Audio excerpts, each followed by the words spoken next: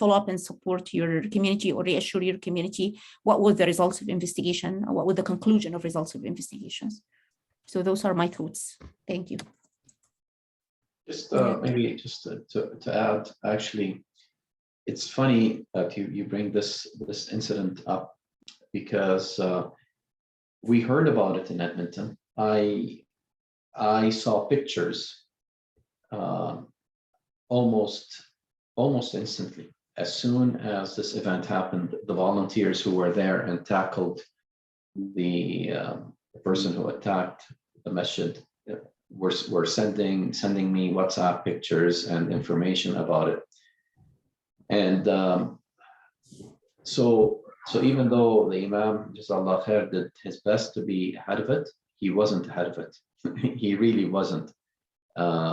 We were all wondering what was going on until we got all kind of, I'm going to say, views and thoughts, random views and thoughts from people who were there, but we had no idea what really was going on until obviously after a few days when we understood what the whole situation was. So my thought is, even with the best intention, even with the most diligent work, in today's world, it is difficult to get ahead of it. If somebody is out there with a phone, he can beat you with 4 or 5 pictures, and then you're playing defense instead of offense. Those are some of my thoughts about this incident specifically. So. No, it's a great point, Brother Hadi. I mean, I think, what occurs to me as well when I think about it is that, being able to at least communicate that you are aware of the situation is sometimes enough in that moment of being quick, right? To be able to at least put on the website, because if you're waiting for the entire board to come together for a meeting, to discuss a statement, to figure out what's happening, that will take time. But at the very least, you put out a statement to say, we are aware of A, B, C has happened. We are currently gathering the information, and we will be communicating back as soon as we have more information. In the meantime, we're in contact with the police or whoever that you need to be in contact with. The idea is, again, going back to that idea of buying yourself time, because in that you have such little opportunity to correct any misinformation, and people will be saying all sorts of things. So at the very least, show that leadership that you are on it and you will be reporting back. So at the very least, people can say, let me wait to see what the local board says at the very least. I mean, it's not perfect, and you're right. In instant communication, it's going to be very hard. But what we want to demonstrate is that we are on top of the issue. But you're absolutely right. It's very difficult. It's a very difficult communications environment. And also a question, maybe, we talked about platforms. This is what we have. We have Facebook and emails and website. But are you recommending, because I still see a gap, should we get on Twitter? Should we get on Instagram? I don't know what Instagram is. I can't even spell Instagram, to be honest with you.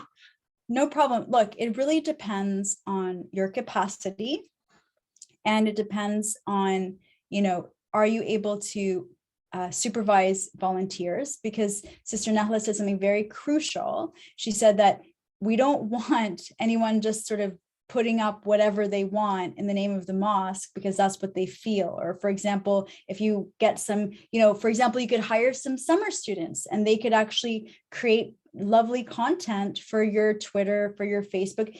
These are opportunities, sort of my regular sort of media training.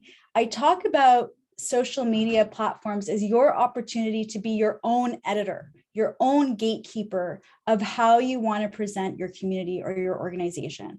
It's an opportunity to share pictures from your iftars, to share information about donation drives that you're doing, to highlight community members who are doing amazing things. It's an opportunity to show, not just tell people that Muslims are valuable, but show people that Muslims are valuable and a value add in their communities through these platforms. But you have to have either volunteers who are committed and you can trust to create the content and put it out there and have some kind of approval process so that the board or someone responsible is approving that content, or you use some of the budget at the mosque to hire a communications person, to hire someone to do the public relations for you. It's really money worth investing in, right? Because that is, again, sort of the public image of who you are, and people will start to see the actions and the good things that you're doing in the community that way. So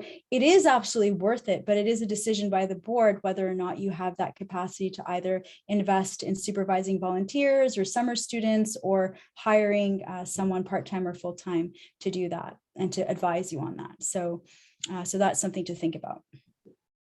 Thank you. Okay, so moving on. All right, so planning for a crisis. So in crisis management, be quick with the facts and slow with the blame. So already I think all of you are kind of on this. I've heard it from several of you. Facts, don't blame, that sort of thing. That's good. You're on track. So the credibility and the reputation of the organizations is heavily influenced by the perception of the responses during crisis situations. So again, perceptions are very important. And I talked about perception earlier as well. It's not just what's happened, but what people think has happened. Again, sometimes people don't stick around to find out the full story. They're just going to hear half of the story. They're going to hear half, and there's not much you can do about that. But the idea is, as much as possible, we want to demonstrate that leadership, demonstrate that level of control over the situation, so that people have that sense of confidence in the organization. So you have to determine what are called your talking points. This is very, very basic, your talking points in a crisis. You want to be able to answer what has happened, who knew about this, what are you doing about it, why are we only finding out now, how will you prevent this from happening in the future. So this is particularly salient if we're talking about something internal. So say, for example, the example that I'm going to be giving later is if someone, for example, someone on the board has appropriated funds or appropriated some kind of product that the mosque was collecting to donate or what have you, and there's an internal crisis of leadership or a crisis of trust, you're going to need to be able to speak to that about, who knew, what are you doing about it, how are you going to prevent this from happening in the future. So that's very important. But even more broadly, if it's something that is happening to us, again, what happened, and answering what are we doing about it, was this something that happened last year? If it is, why are we only knowing now? What can we do to prevent this? All these types of questions are going to be important. And again, going back to that idea of redefining who you are. So you cannot assume that everybody knows you, your organization, or you as a leader.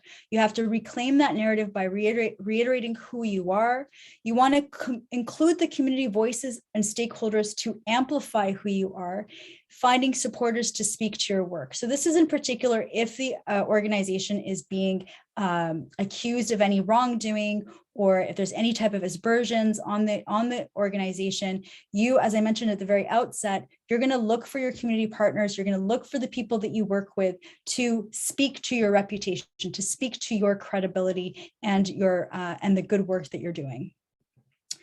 In times of crisis, we are continually in contact with all of our audiences.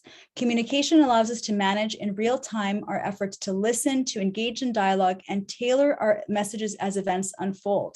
So this is really an important point in the sense of within that communications plan and that crisis planning, you do want to have someone who is fielding the calls from community or from the media, because as you're getting, say the media is calling, there's going to be questions that are coming to you. Someone should be keeping the board updated. Here's the questions we're getting. This is what we're being asked. And someone should also be saying, here's what the community is saying. Here's what people are calling us about from the community level.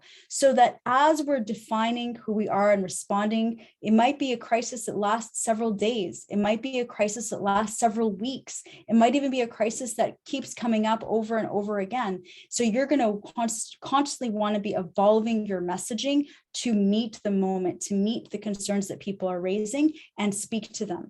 And especially if it's an issue that's evolving and more information keeps coming to light, you can't just put out statement on day 1 and think that that's going to be good enough for day 12. You are going to need to be evolving your messaging to meet the moment, to meet the comments and the questions that are evolving and coming out as the story progresses.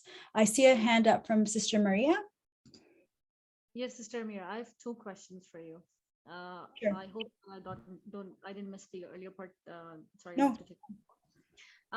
My question is like, you said that the response is very important. You have to put something out. You don't have to like lose the time in meetings and discussing what to say, what not to say. What could be like a timeline? I would say a time duration in hours or in minutes or days to respond to a crisis. So, for example, the incident in mosque happened. How long would be an appropriate time? A couple of hours, 3 hours, 4 hours that they have to come up with a response. Also, my second question is, like the Southwest Community Center, the new mosque. It's a mosque, and if an incident happened, I hope, inshallah, in the future, nothing like that happen. But just assume something happened at the mosque. So a mosque is a community center. They're in the locality. Their response would be different. But if I speak on behalf of ICNA, we are a Canadian-wide organization. How do we respond to these local events?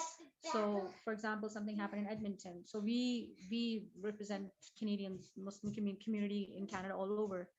So how should we respond, and how, like, should we?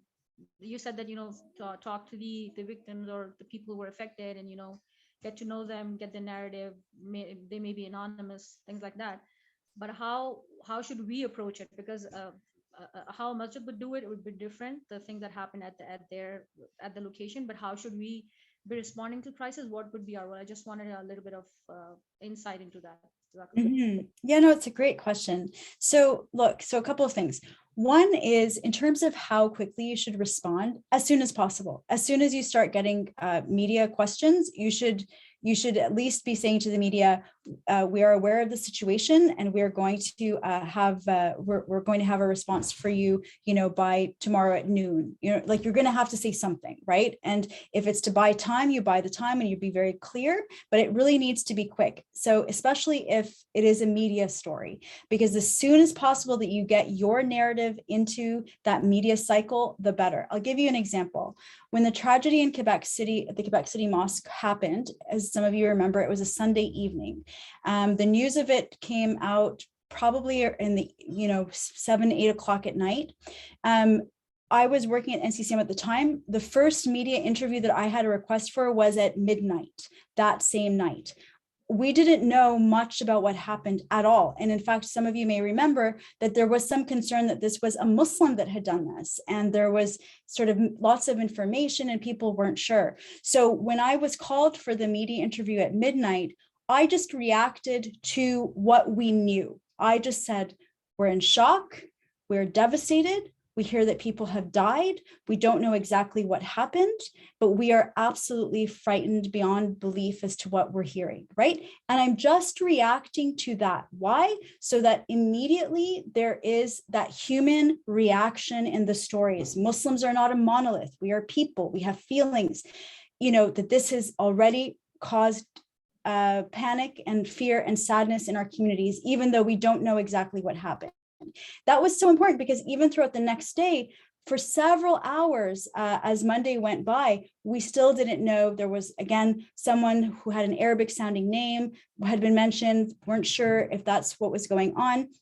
So we just react to the information that we have like everybody else, and we're just human in that. We're sad. People have died. We are frightened. We don't know exactly what is happening, but we are reacting with people. So people are sharing in the emotions, the natural emotions that anybody would have to this news. And as it was said, you're not blaming anyone because we still don't know, and you're simply just reacting to the facts that we do know. So the sooner that you can do that, the sooner that you can be part of that, the better. At the same time that we were doing that, the right-wing media like Rebel News, they were already sending journalists there to say that this was Muslims that were doing this, and this was an inside job, or this was an effort to make people sympathetic with Muslims, and that this was completely a red, a red flag or something like this, a false flag, yellow flag, whatever they call it.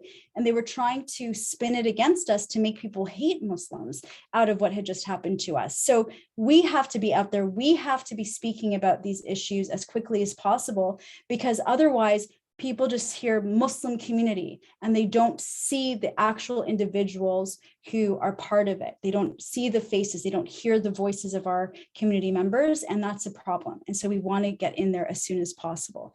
In terms of that national versus local, ideally you can, so if something's happened at a local mosque and ICNA wants to say something, ideally you're going to call the local mosque and just say what's happening, see if you can gather any more facts of what's happened, confirm what you're hearing in the media. In case the media has made a mistake on any fact, try your best to confirm with the mosque. It might be harder to get to the victims. So usually you go to the institution that's helping the victims and try to find out. Tell them, we want to put out a statement. We're going to say ABC. Are you good with that? Does that make sense? Usually they'll say, yes, that's great. Thank you. Or we don't know yet. Wait. And there should be some coordination between our national and our local organizations as much as possible. If that can't happen, and you see quotes coming from the local mosque and it is in the news and they're being quoted, you can react to those quotes. You can say, we have heard, ICNA expresses sadness about XYZ, so-and-so mosque is reporting da-da-da. We are sharing in our sympathy and condolences for the Edmonton Muslim community. And there you go, just so that you add and amplify the response from our communities. Thank you, Sister. That really helps. No problem. Okay, so moving on.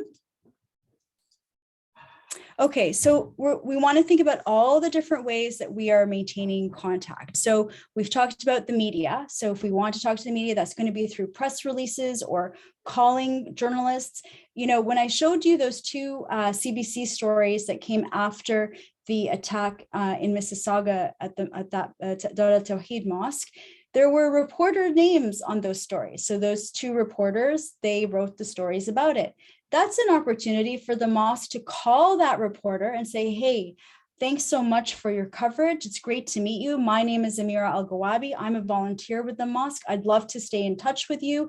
Let me call you the next time we have some event. Would that be okay? Is there anyone else in your newsroom that might be, interested in learning about, what we're doing? And you use those as opportunities to start building those relationships. You start to see who's writing about faith communities in Edmonton, who is doing that type of work, who is, covering different events or festivals. Okay, I saw, call them, say, I saw your story on, the Sikh temple opening, last week. I loved it. It was such a great story. I'd love to tell you what we're doing as well in the Muslim community. We'd love to have you visit our mosque. It's one of the oldest in the country, or it's the oldest in the country. Come and see it, right? So you look for those opportunities to, find the in and build those relationships with the media. So those are ways. Internal. So we talked about, you have your own internal email lists, you have your own newsletters, for example, that you're communicating. I want to tell you, email is gold.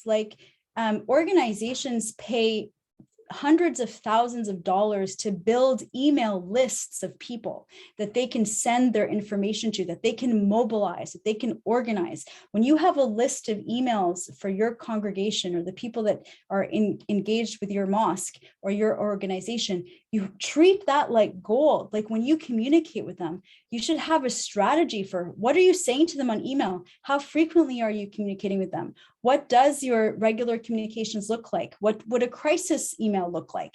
All of these things really matter because those are the people you're serving. Those are the people that are donating to. Those are the people that have expectations of what you're doing that you really should be thinking about as kind of your bosses. They're the ones that are helping that mosque continue to survive, and they're the ones who are receiving services. Your social media, we talked about that, and of course, direct contact. So people that you know directly that you're going to want to be maintaining contact throughout. So for example, if the mosque has a relationship with the local municipal government, whether it's with the mayor, with the local city councillor, with the local MP or MPP, there should be a relationship. So if something happens, you call the local MP and you say, hey, this has happened, wanted to give you the heads up. They would really appreciate that, right? Please get a statement ready. This has occurred. And you can actually coordinate. You can actually get a quote from the MP and put it in your statement. You can get a quote from the mayor's office and put it in the statement. The mayor is expressing his solidarity with the Edmonton Muslim community today. And you have it in your press release. Makes it so easy for the journalists to find all the quotes they need in one place, and boom, there's a story. It's what you want. It's got all the positive information that you were hoping for, and you own the narrative. Okay, so we've already talked a lot about these kind of questions for like just to have some discussion before we get into our practical exercise. But just in case, like let's take another few moments. I know that people learn the best when they have a chance to think and ask questions. So I think we've talked a little bit about it, but let's talk again. So main challenges, here's what I've heard so far. The main challenges seem to be the coordination and the speed in which we can get information out.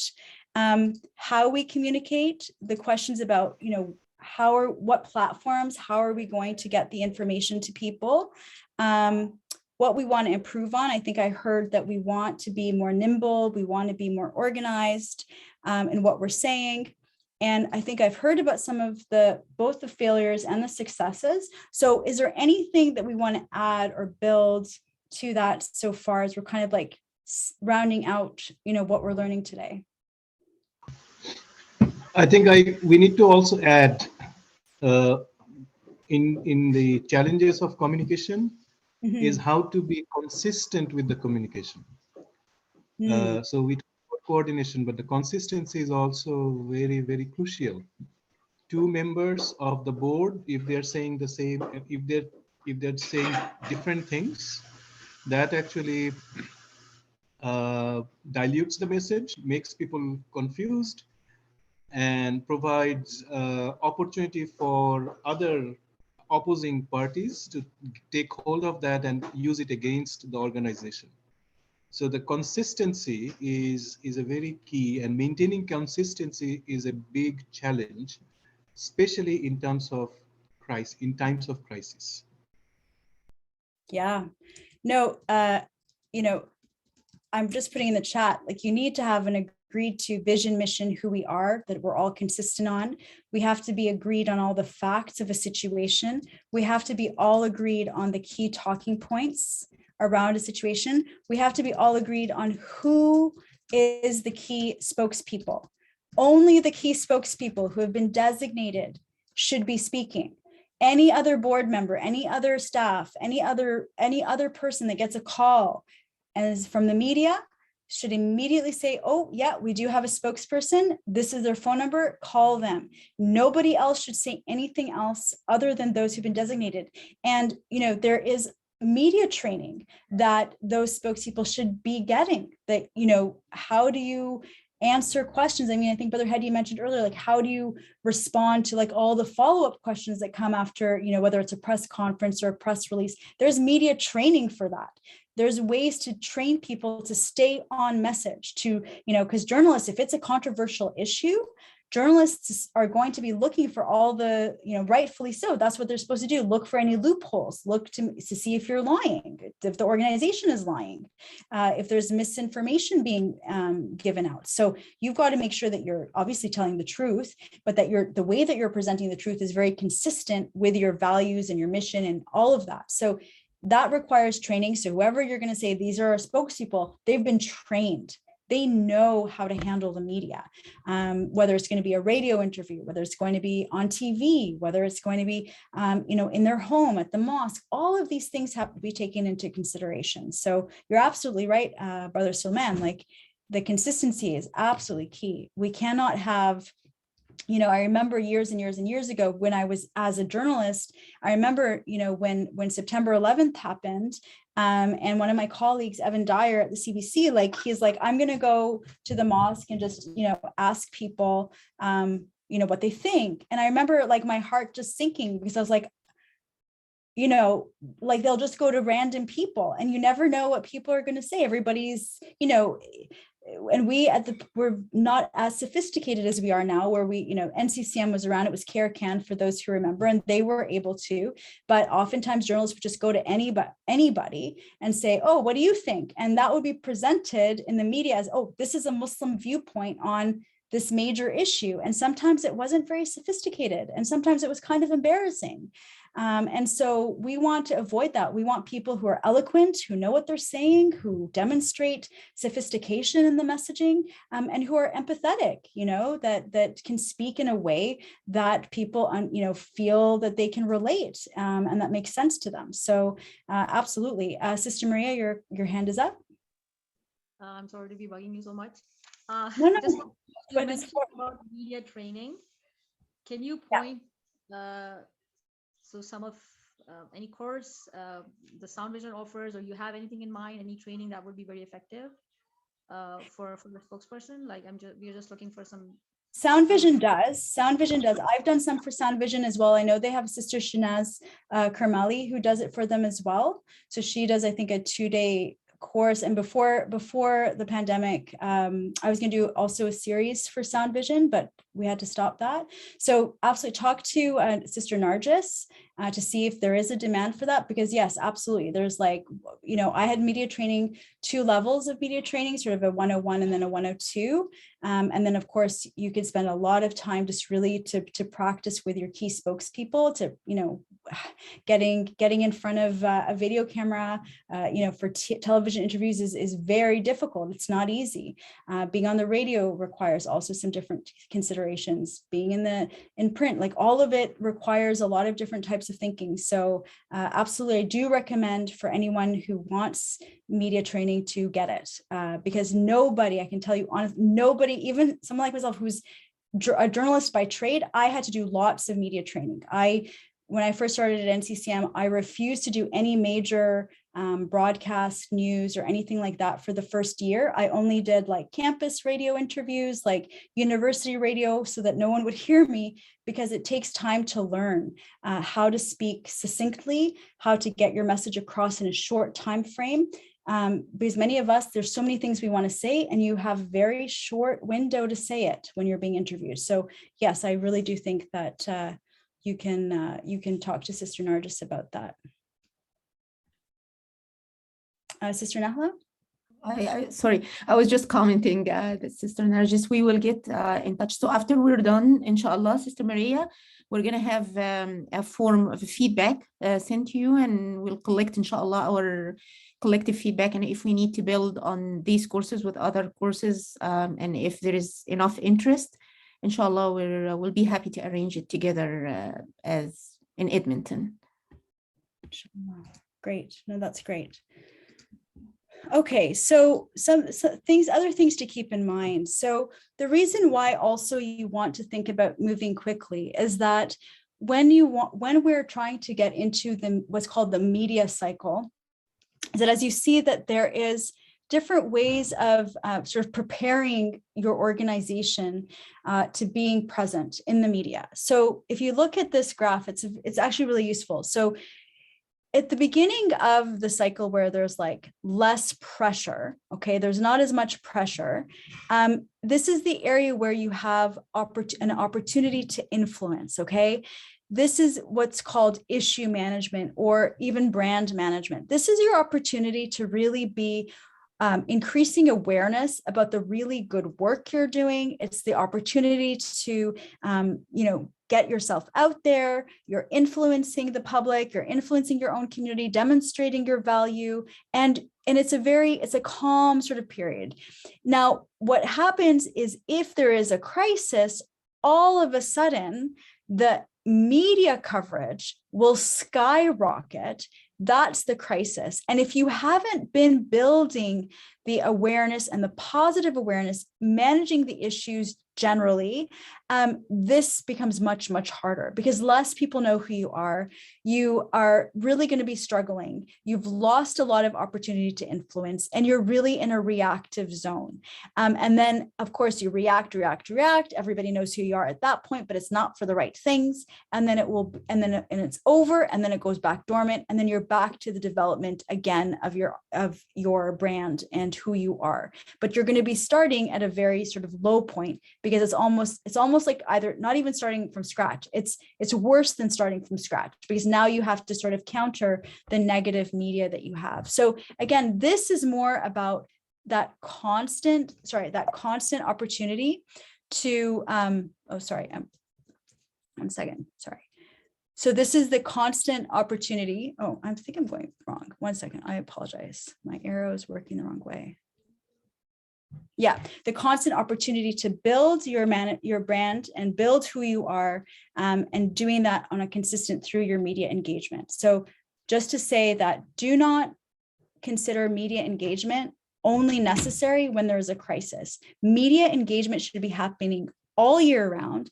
And I will tell you, by the way, just so we don't feel bad, it's not just Muslim organizations that are struggling with media engagement. So I was, as I said, working in the labor movement. I was working at the Canadian Labor Congress. And so it's the umbrella organization for the country's unions. And when I would talk to and do media training to different unions, many of them are doing amazing work, but they are not engaging with the media on all the good work they do in communities. The only time you hear about unions is when people go on strike. So often people have a very negative view of unions, for example. Why? Because it's only in the crisis mode that they are making it into the media cycle. They're not doing enough building about what unions do generally, positively for society, so that when the strike happens, there's not enough goodwill for people to actually give them the support that they need, right? So that's just so that you know, it's not just us. This is a general issue that a lot of, and of course, the smaller unions just don't have enough funding, so they don't have enough money necessarily to do that. The larger unions are great, they're able to do it, but the smaller ones struggle. So just like our organizations, smaller ones have less money to invest in the media engagement, but it is so important. It really makes a difference. So what you need to decode expectations. What I mean by that is, during the crisis, the natural tendency of the managers or board directors is to assume that the problems will subside on their own, or to focus exclusively on community members, neglecting other audiences such as the media, governments, and other organizations and potential allies. So this is just to say, again, for example, a local mosque here, they were having several attacks, like vandalizing. They were getting a lot of vandalism, and they would not report it to anyone. They're like, we don't want to, be seen as a problem. They reported it only amongst themselves. And that's a problem, because we're not able to identify that our community is constantly having to deal with these issues, which is important because it will lead to some kind of policy changes, funding for education, etc. This is an example, of the Muslim Association of Canada that recently, announced a lawsuit against the Canadian Revenue Agency because of the way they believe they're being audited in an Islamophobic way. And so I use this just as an example, a recent example, to demonstrate how sometimes, you're even going to be proactive if you're anticipating a crisis. So they've been under an audit by the CRA for some time. They can see that the way that they're being audited is Islamophobic. And so before they get lose their charitable status, which they see coming down the pipeline, they were preemptive of that. They sued, and they made sure that there was a lot of media around it. And if you look at the bottom story, it's actually what's called an opinion editorial. It's an op-ed. It's not a news story. It's and I'm sure that they're the ones, through their media engagement, got this writer to write about it. It says, this Muslim Association's lawsuit shows a major gap in Canada's tax law. It doesn't understand Islamic charity. Boom, this is beautiful. This is a beautiful way to demonstrate controlling the narrative and not only controlling the narrative, but like determining the narrative.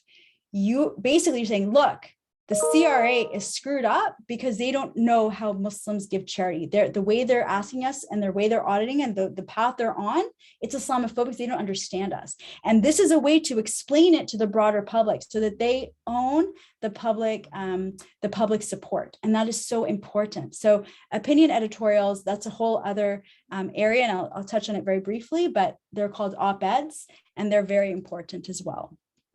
So getting to the idea of press release, I know I'm covering so much, but it does give you a sense of this area is vast and deep. So you can have things called statements, or you can have a press release. And so there's a very small difference. So a press release is more about where you are really sending out a message to the media and you're saying, we want to speak about this. Something has happened. And I mean, something has happened and we want to comment on it. So I'll show you an example of what that looks like. A statement is more of just what it sounds. It's the statement from someone from your organization. So today we learned that one of our congregation members won the gold medal at the Olympics, and we are deeply proud of this individual. They used to volunteer regularly at our mosque, and we are really delighted to see this person meet this excellent. And an end of statement. That's it. It's on your website. You tweet about it. A reporter may take it into their story or may not, but you're not actively pursuing the press with it. But you just want to be on the record for supporting that individual or addressing a crisis, whatever you mean. So for a press release, and we're going to actually break it down, but just so you know, usually a press release will have a headline. Sometimes it'll have what's called a subheadline. It'll have an informative opening paragraph, a compelling quote. So a quote from usually the highest person in the organization. So ideally the president of the organization will have a quote. Additional details. Boilerplate just means the description of your organization, which is like a boilerplate, like it's on every statement, every press release.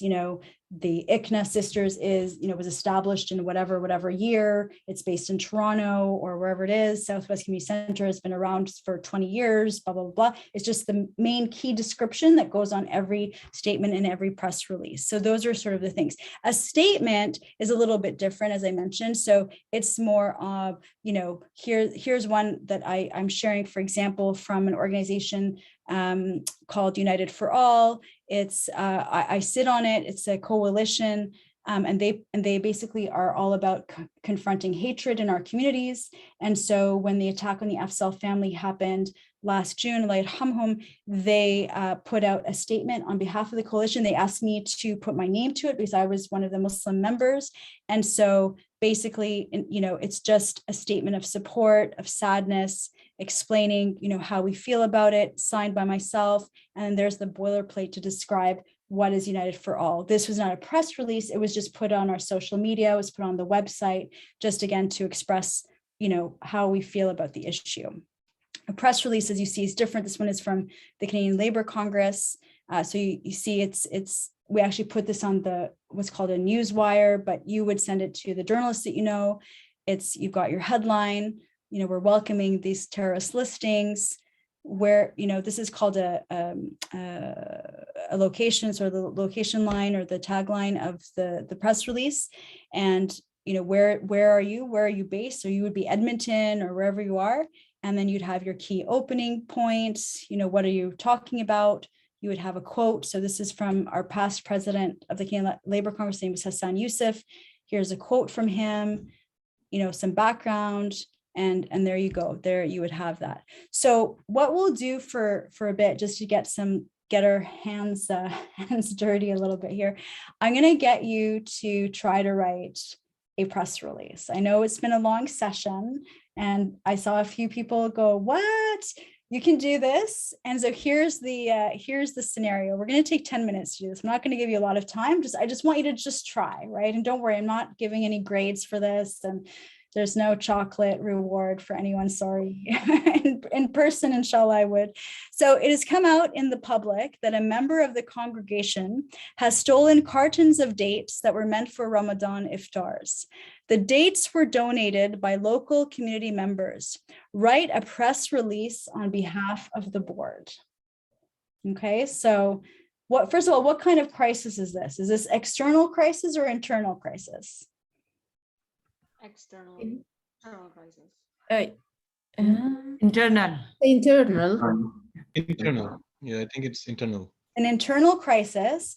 That would Who's have external implications. Oh, yeah, it has internal implications. Does it also have external implications, though? Yes. It will have external implications on the reputation of the organization. So your audience is your congregation, but it's also the broader public. The media has heard about it and is calling you, and you have to do a press release about it. So let's take 10 minutes to do that. It is now 33 past. Let's take to 43 and give you a chance to practice. Okay, so I've left for you, you need a headline, an informative opening, a quote, a little bit more details, a brief boilerplate, what is your organization about, and the contact information. Okay, go. You got this. Oh. How do we do it? Do we do it on paper, or do we do it online on the computer? How? I'm assuming that you all have Microsoft Word or some kind of notepad on your laptop. So you can turn off your camera if you feel funny doing it in front of us and just start writing. Just start writing. So is this individual work then? Yes. I thought it was a group work. No. We're not going to do it as a group. You're going to each try it right now.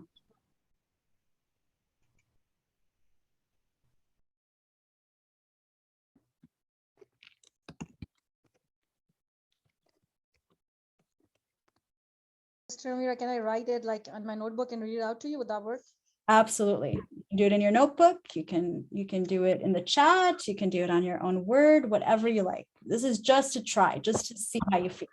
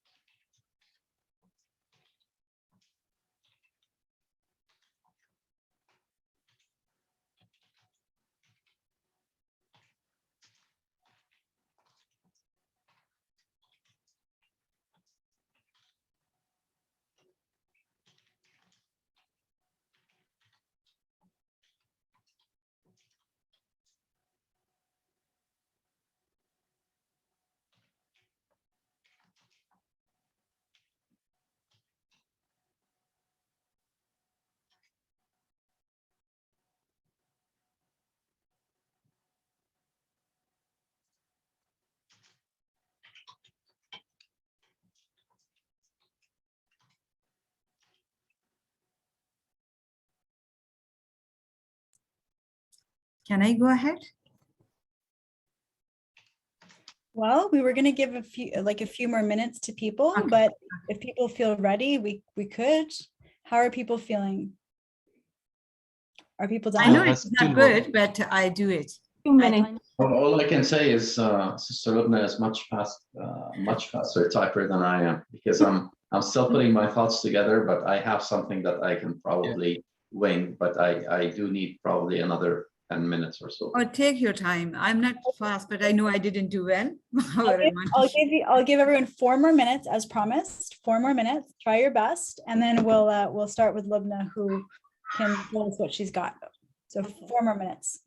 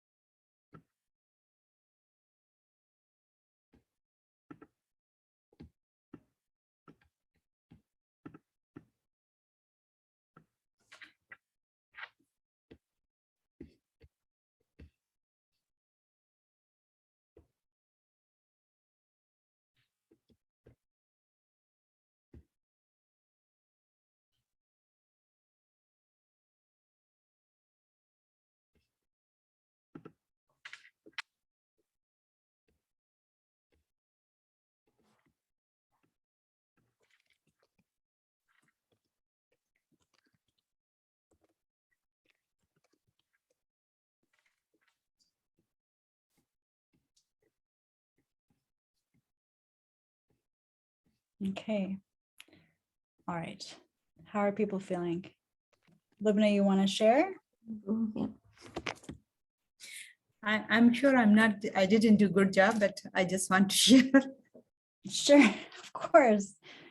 No judging. So I just wrote, should I go ahead? Yeah, please, we're listening. Okay. Dates donated for community iftar are stolen. Dates donated to SMCC for community iftar are stolen. SMC is aware of the incident. Dates have been recovered. Situation is under control. And SMCC is holding its normal iftar on regular basis. And last is more safety precautions are on its way. Great. Okay. Not bad at all. Not bad at all. Thank you so much, Lubna. I mean, I think the main critique, if I may, or suggestion was, your headline, date stolen. Right. You want your headline to be more proactive. So rather than reinforce what's happened, you want to say, whatever the board has recovered dates, and reviewing safety precautions. And then your subhead could be iftars resume, and then so just have a more proactive headline that's more positive and demonstrating that you're in control, versus dates stolen, right? People already know the dates are stolen. You want to sort of demonstrate how are you moving the story forward and how are you in control of the situation in the headline right away. Good. All right. Yeah. No problem. Anyone else want to share their, go ahead, Sister Nahla. I can. So I didn't go with a headline, but okay, well, I'll read mine and then you tell me your opinion. And I'm sorry for my board. I apologize ahead. I'm using the SMCC for the incident.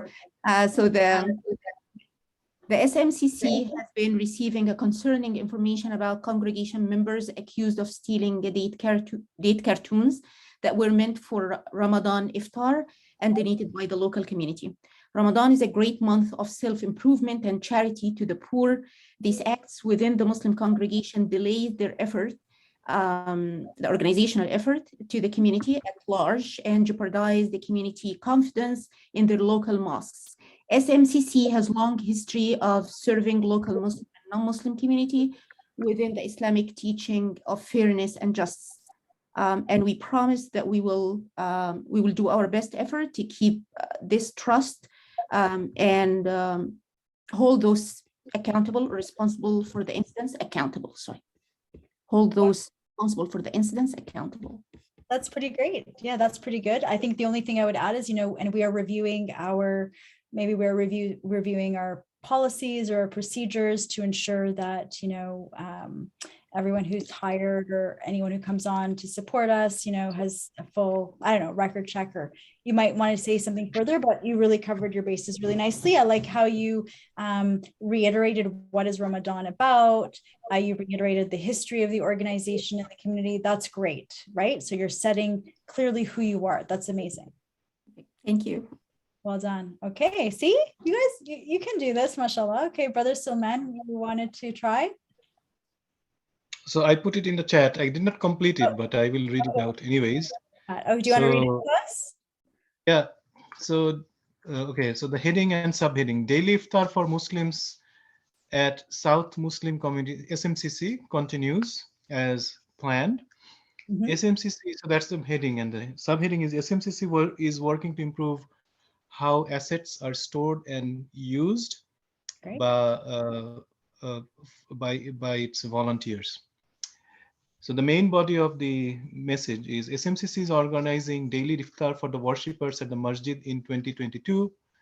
SMCC organizes iftars every year with the generous donation from the community members and organizations. The iftar program is managed by volunteers. The volunteers are responsible for collecting all the donations in kind, organize iftar boxes, serving the iftar to the Muslims after the Maghrib prayer at sunset, and cleaning the masjid after the program. Last Friday, April 24th, a donor brought 20 boxes of dates for the iftar program to the masjid between Asr and Maghrib prayer. However, there was no volunteer present at the time in the masjid, and the donor left the dates in front of the masjid. When the donor returned during the Maghrib prayers, the dates were not there. So he inquired, and this is what I'm actually adding, that I did not write it down. When the donor returned during Maghrib prayers and asked about the dates to the volunteers did not know, were not able to answer. They did not know about the dates and could not find the dates that were left in the entrance of the masjid. SMCC is now working on ensuring or finding ways of how donors can drop off their donations at the masjid without the possibility of donations to be misplaced. Great. That's great, Brother Salman. The thing that I would say is that what you've kind of done is what's known as burying the lead, which means, you know, the lead information is what happened, right? So the start of your release where you're talking about we do daily iftars, it's managed by young people, whatever, that's not what people are reading your statement for. They don't want to know that. They want to know immediately what happens. So you need to have that right at the top. You want to say all that you said in the bottom, bring that to the top. And then what you have about the volunteers and whatnot, that's more background information. But I would also hesitate to talk about youth volunteers because it may be seen that you're almost blaming the volunteers, and that's a bit risky. So I would just say, this is not necessarily the volunteers as much as the youth, right? Because it comes across as Okay. Yeah. right. So be careful, right? Be careful of that. But and then so why are people reading your statement? You want to give them the information right at the top. So thank you. Very good try though. Very, very good. And I like how you've thought through all the details, mashallah, and you're very open and transparent. Sister Fariha, I think, and then Sister Maria. Yeah, so please do let me know if my heading and subheading is negative or positive. I'm not sure. Okay, it goes like theft and mishandling of assets and gifts is totally unacceptable. The responsible party will be held accountable. The board is set to acknowledge the shocking incident of mishandling of date cartons. We are investigating the issue and will make sure that the lost items be recovered. The mosque has never had such an issue in the past and is grateful for the full trust of the community. And we want to maintain that in the future. If any of the community member wants to bring any information or has any questions, please contact Mr. ABC email and phone number. Yeah. So I really like the acknowledgement of the trust that exists. I think that was mentioned in other statements as well. So the trust, grateful for it, that you're going to work hard to maintain it. That's really important for donors and the community here, that you know that trust is something that's important to maintain and that you are going to work hard, acknowledging that this may shake that trust. That's great. I wouldn't use words like shocking. So, so that we're not sort of making it bigger than it may be, because we don't want to say this is shocking, or say this is disturbing, or this is, this is out of character for our organization. We're very, we're deeply sorry. And we assure you that we are going to look into the matter and hold the perpetrator accountable. So, but overall, I liked the way that you concluded it in particular. So great. That's excellent, mashallah. Thank you, Sister Fariha. And then was it Sister, I don't know if she's Sister Maria, did you still want to go? Yep. So again, starting with a negative statement, stolen dates garden from the community center. And I just used the like a fake name, Eastern Community Center, because we don't represent one center. So there are lots across Canada, so I just use the name. An unfortunate incident happened at our community center yesterday. Cartons of dates were stolen from the community center. The dates were donated for the Ramadan iftar. The incident happened between 3 to 5 p.m. Then the quote unquote the statement from the president. It is we have been informed that before that statement, it is believed that a member of the community is involved. So the statement of the president is, we are deeply saddened by an unfortunate incident that happened yesterday. Our congregation members are a responsible group. We will investigate this matter in due time and will update accordingly. Eastern Community Center is a nonprofit Muslim community center working in Edmonton for the last 10 years. We have been serving the community through various projects, including daily iftar programs during Ramadan for our community, and we will continue to serve our community as before. And then contact information is given. Great. Yeah. Yeah, no, it's good. It's good. Again, you've already identified trying to be a bit more positive and owning the situation a little bit more in the headline, but overall it's good. It's really great. You had the quote from the board chair or president. Excellent. We need to have that. The person most responsible should be responding. And you had your contact information. So that's great. Okay, so I can't believe we're already almost done. Oh, Brother Hedy, you want to? Yes. Yeah, I don't know how to put my hand up electronically in this, so No problem. I just took a different spin on it. First, I didn't use stolen. I used missing, and just tried to maybe soften, because this truly reflects the community at large, and just reinforcing that something is stolen, then you're agreeing that it is stolen. These were my thoughts. The second thing, I did take the same tact where I explained what these cartons of dates were used for, which is the iftar and or breaking of the fast. And I did make a statement that we will continue with the iftars or breaking of the fast, and they are open to all. So anybody is welcome to participate. I just felt strange about even, so I also included contact information, but really when it is an internal event like this, and I'm sending out a, let's call it something public to the public, I just felt awkward about saying, even though we will do a lot of background work, so my tact was, if I am contacted and about this incident, I'd say, yeah, you know, sometimes we put out food for people to take, and it may have been mistaken as something available for the public, and our congregation may have taken it, but we don't view this as a big event. But I didn't really want to say that in the news release. I just stated the facts, and we continue to operate as normal.